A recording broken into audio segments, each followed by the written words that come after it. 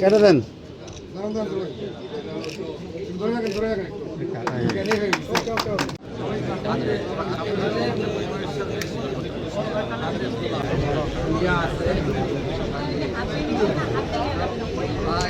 خالدين فيها قل إنما ربكم إله واحد فمن فليعمل عملا জনাব মুস্তারি মুক্তিকে মালিক গ্রুপ জনাব মোতালাব হোসেনকে শুভেচ্ছা বক্তব্য। আমাদের দেশের জাতীয়ভাবে খাদ্যশস্য সহগাবাসীর গর্ব। আমাদের